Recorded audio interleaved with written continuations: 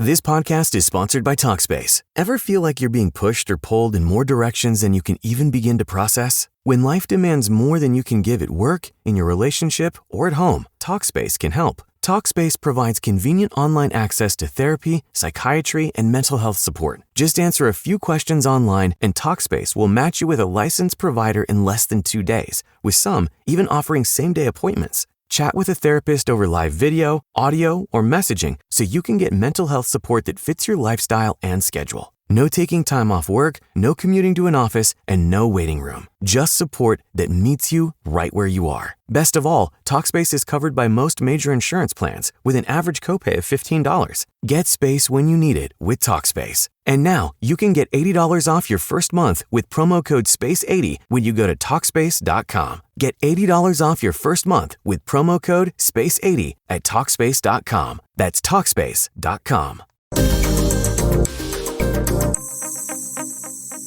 Emotionally unavailable. All right. Welcome, Paul, to Emotionally Unavailable. So you wrote a book called Ride or Die Trying? Absolutely. Yeah. I'm fucking obsessed with this. That is a very good name for a book. Did you come up with that all by yourself? Oh, I love this. I did, yes. That is amazing. I came up with the title myself. I had a few titles for the book, but at the time I had a chapter called Ride or Die because I talk about a few ride or dies in the book. And then at the time, an artist sent me a YouTube video about an embodiment of work that they brought out called Ride or Die. And it just kind of resonated with me. So that's how I came up with the title of the book. I love it. It's about talking about my life, the experience that I've had. I've had a very colourful life, and it just seemed apt. And I love the title.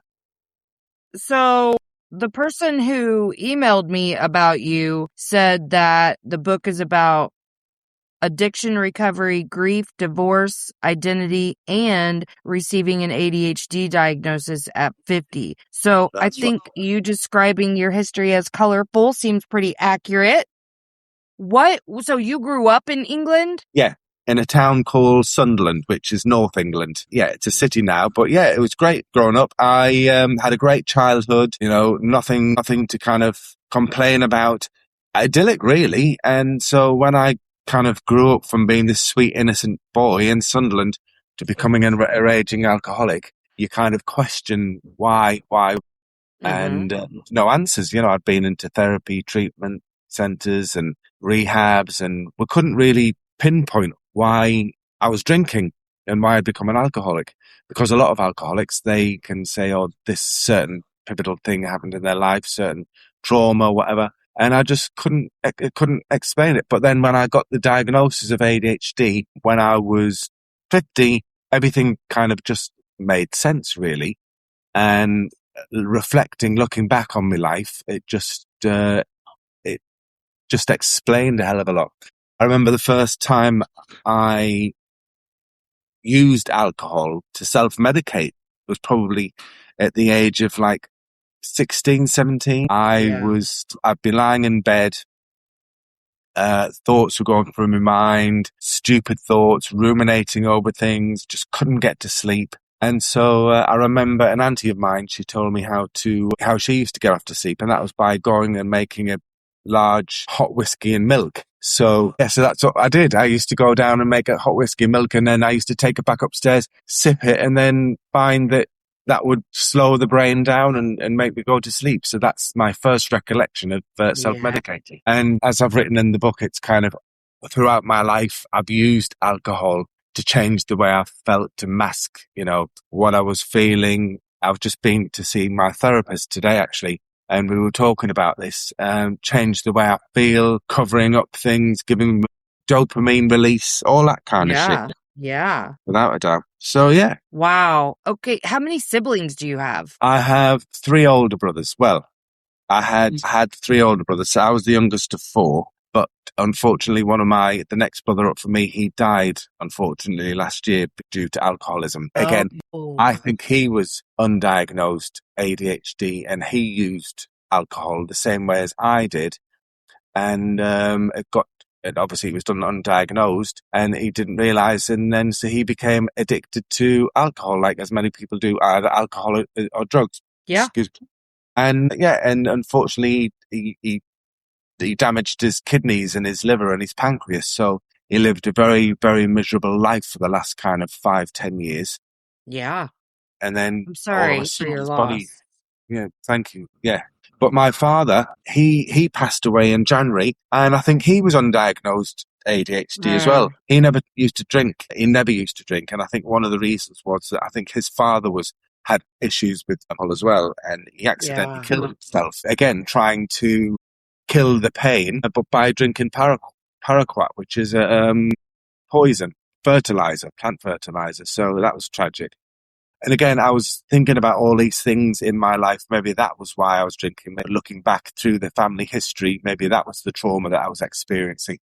But it wasn't really. I mean, yes, it would have affected me and affected my father, but it was just basically that I was using alcohol to self-medicate. Yeah. And also, growing up, I wasn't a big party person. I used to go out maybe weekends. I worked at weekends doing a karaoke in a restaurant, and so I never used to drink then. But then when I moved to London, because I moved to London 29 years ago to train as an actor, that's when kind of things changed a bit. I became more sociable. There was more drink around, then drugs were involved and things like that. And then went through college, did great in college, came out, was signed with an acting agent. But then obviously that didn't really take off for me. And again, there was always the rejection side of it because, I think being an actor, you get a lot of rejection and having to deal with that as well. So I think the way I dealt with it was for reaching for the bottle as well. And so, and then I got into the hospitality and catering industry. And so I was around drink all the time. So it was just basically, I think I became a functioning alcoholic, like a lot of people are, without realizing, they don't drink during the day. They don't wake up and have a drink, but they're longing for that first drink of the day when they get home from work. And counting they want that glass of wine. Yeah, counting down the hours to have that first glass of wine. And then they might have one glass of wine. But like me, they'll have 2 or 3 or 4, or, going on to, at times, us, I mean, on a night, and I think my tolerance level got quite high with alcohol, because I could go out and drink like a tank, like a fish, but wouldn't really get that drunk. So, yeah. But then as I got older, something happened. In 2015, I had a really bad year. There was lots of personal things going on. And I think I went from being a functioning alcoholic to alcohol dependent. So, yeah. So, okay, you're the baby of the family, and you had undiagnosed ADHD, which obviously they didn't have that diagnosis then. Were you in trouble at school a lot? I wouldn't say I was in serious trouble, but I used to do silly things in order to make people laugh. I was the class clown, if you like. I was always acting up a little bit. I was never a naughty boy. I was just mischievous. Yes. But I remember once, there was one particular day in science, and this one boy was really pissing me off. So I think he put a Bunsen burner and burnt me. So I picked up a compass and stabbed him with it. Shit. I was quite spontaneous. And also that happened again when I was younger as well. The brother who passed last year, we shared a bedroom, and he used to torment me quite a lot. And he had a makeshift drum kit, and he was bashing on this drum kit. And again, I was quite noise sensitive, and I was asking him to stop, and he wouldn't. He kept going, and so then I picked up a knitting needle and stabbed him again. So I think I was quite. So we had a tendency to stab. Okay. I've grown out of that, fortunately. Thank you very much. But yes. Okay, but you are impulsive. Is that something you could see a running theme of? Is impulsivity? Yeah, okay. Definitely. Yeah. Okay. Yeah. Okay. Now, because I tend to ask people these same things that struggle with ADHD.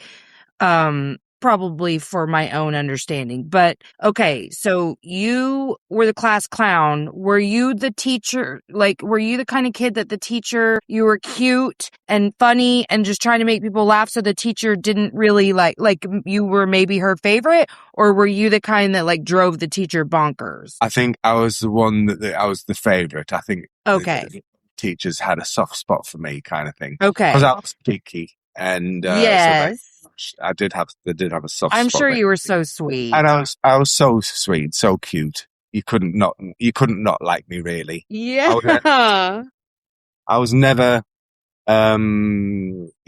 nasty or bullying or anything like that. So, yeah. So they're not having like serious conversations with your parents either. No. Like this boy, yeah. So then you wouldn't say then that like you got any sort of negative self-concept related to the fact that you were such a class clown. I wouldn't have said so, no. Okay. No. Okay. Yeah.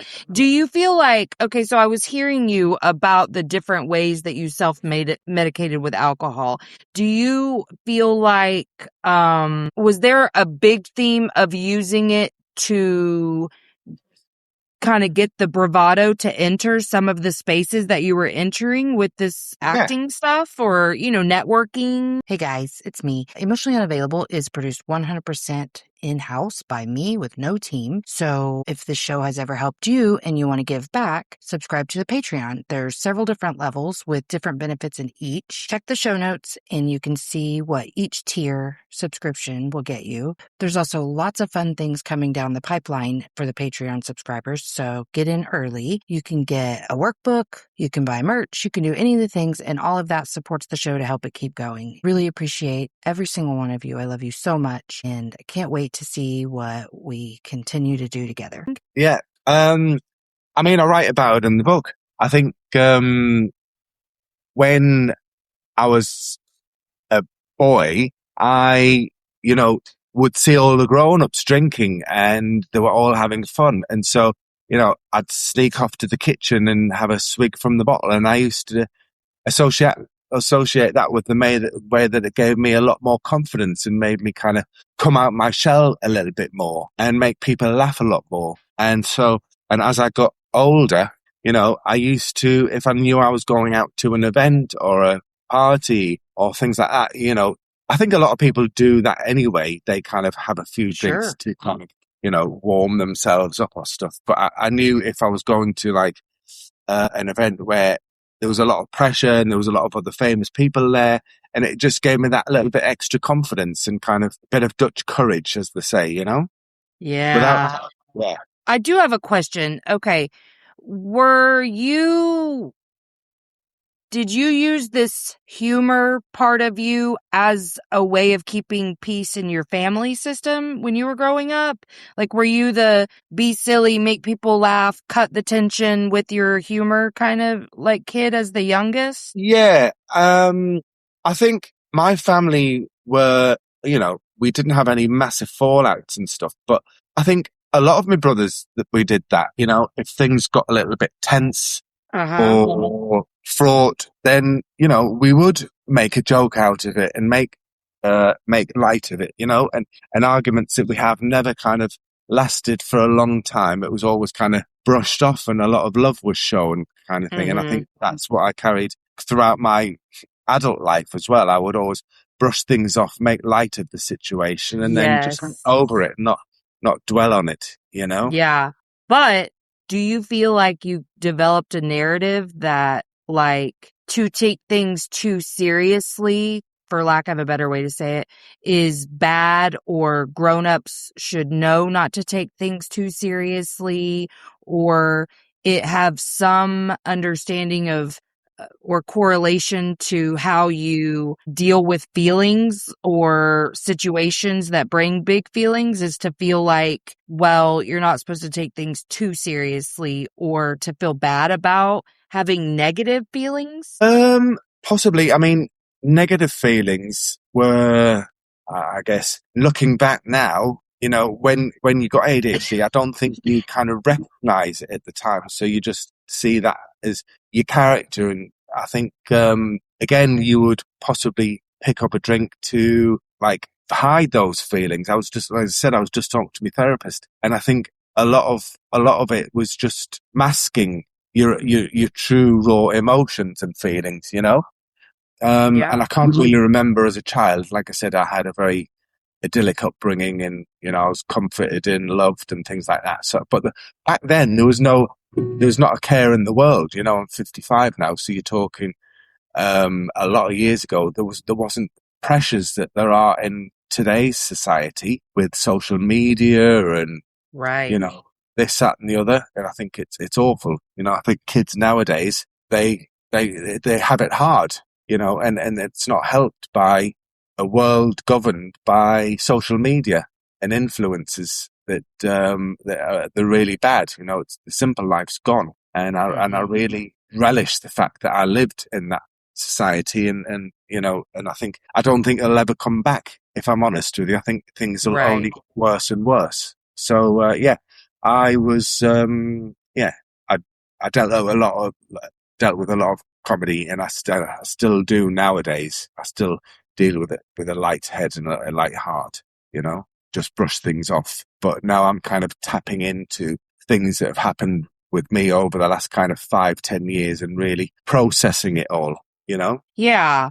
So I think what you're describing really is our generation, people older, nobody had the language to use for themselves or teach their children how to deal with the feelings that come up from normal everyday life experiences.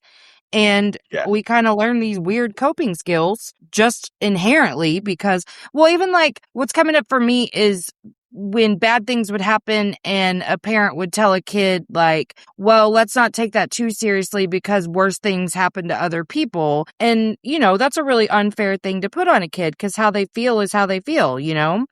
And I think that's a lot of kind of what we told ourselves as we reached adolescence, young adulthood, and then moving forward was just, well, someone else has got it worse, or this is not that bad, or even you know, trying to just look on the bright side of things. And there's nothing wrong with those things if you take that pause and stay with how you're feeling and not shame yourself for having feelings or whatever. But so much of our existence, I think, revolved around just moving on from anything that we experienced all the time. So I can see how that coupled with impulsivity and, you know, I get the sense that you are sweet and sensitive at your core and that things do bother you, but you've got this really light heart and a lighthearted way of approaching things. And so, you know, the duality of that I think can be tricky when you haven't necessarily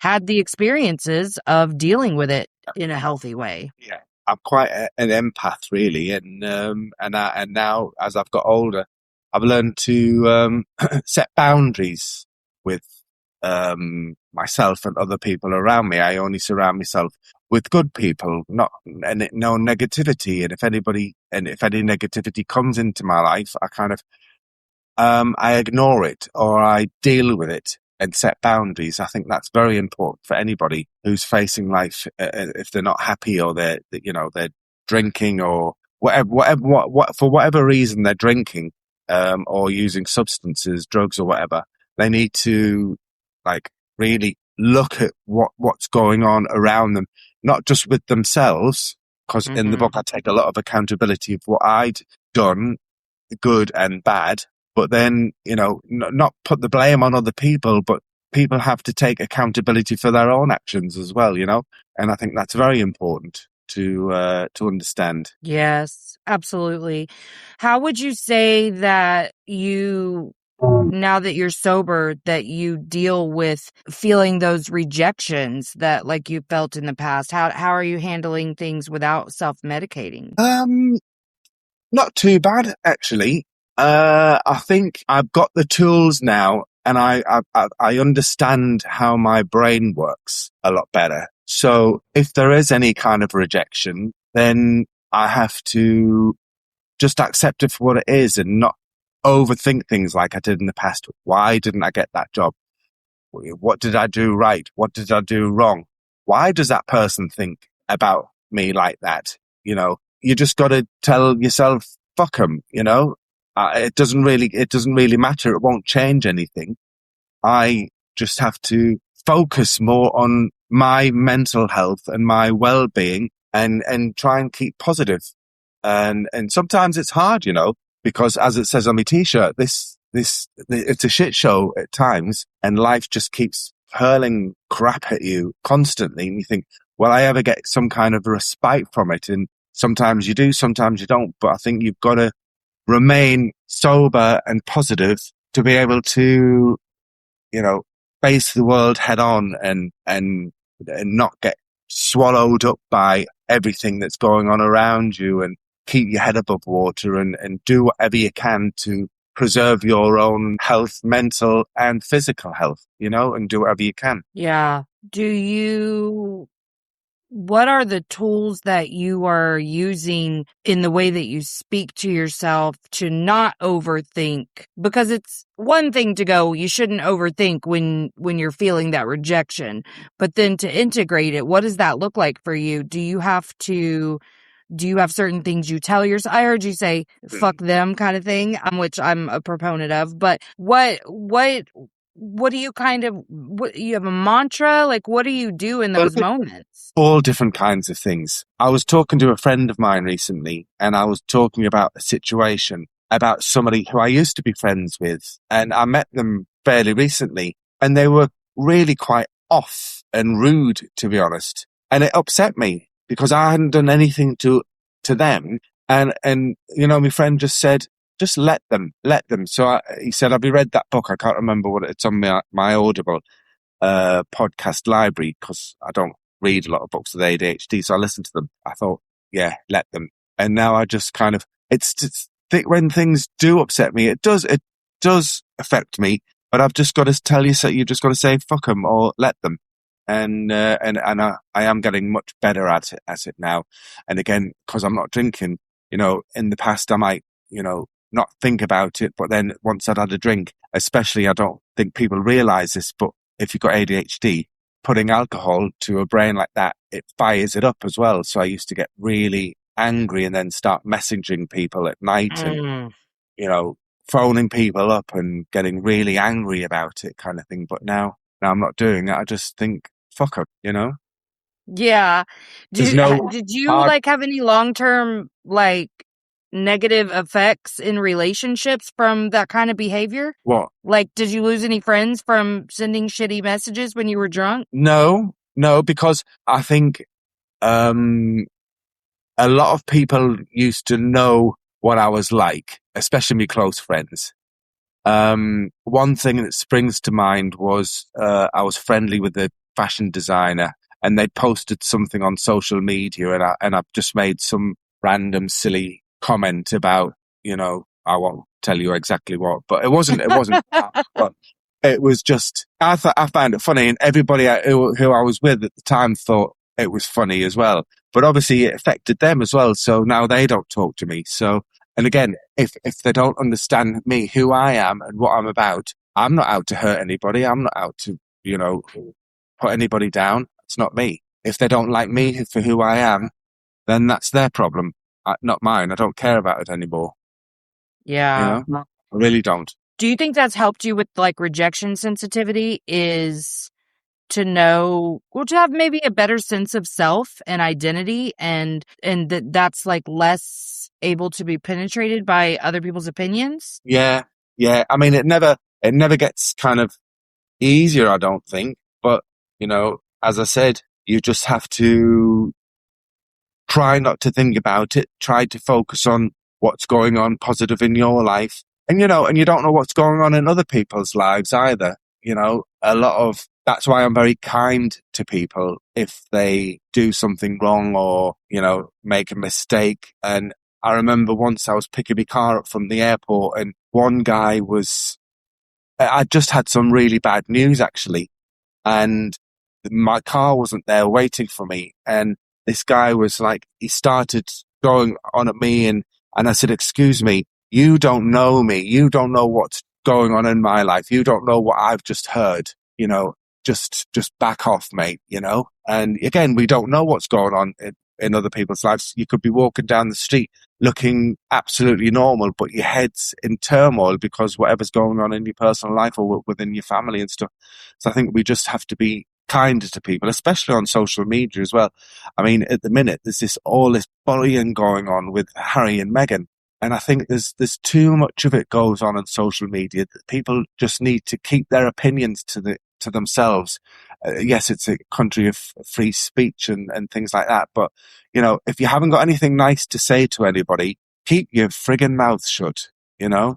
Because I think it's awful, and not just with them. It's online trolls. I think they're disgusting. People, you know, making horrible comments, unnecessary comments. I think, what is the point? Just be nice. You know, it's horrible. I think that I I don't think know the whether same thing. yeah, I don't know whether I you wonder heard. all the time why people just sit there and feel good from the shit that they spew from a Yeah, keyboard. Like, if you ever look in the comment section of a news article about something bad happening to somebody, the way people will make jokes about that is insane to me. disgusting. There's one Yeah. particular newspaper over here that the readers of that, they're just vile. You know, I've got friends who are in the public eye, and they have been in the when they do articles on them, which might be true, that most cases are not. They're not true. They're just made up shit. And the comments that they make, it's just disgusting about their weight, about what they're wearing, about what they look. I've had it myself on stuff, because I've been in the press as well. And people don't know you. People don't have, you know, they haven't walked in your shoes. That how dare they make judgment from what's been written? You know, a poor girl who was a TV presenter in this country called Caroline Flack.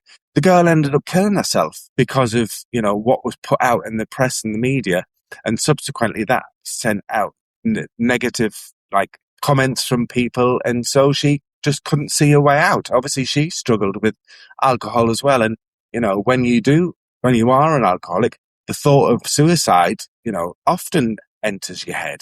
And, you know, and it just takes one comment, one nasty comment, for somebody to go, right, that's it. I don't want to be here anymore. And, you know, it's just happened again recently with a guy called Jason Arday, a professor in England. And he was bullied online and through the press and media, and he's ended up dead. It's disgusting, really. That's so I think sad. we just need to be, so sad. My gosh. Well, that's the thing, is that, like, I think we all believe ourselves at our core, whether we are aware of this belief or not, that we are fundamentally unlovable and fundamental fuck ups. And, like, becoming aware of that and dealing with it is one of the most important things that I did for myself. And sometimes you're just confirming somebody's worst fears about themselves when you're being shitty. And it was never true to begin with. It's not true because you say it, and it's not true because they think it. Yeah. It's not true that we're all fundamental pieces of shit. We just, it's hard. Life is hard. It's hard to figure out how to do this without fucking it all up, you know?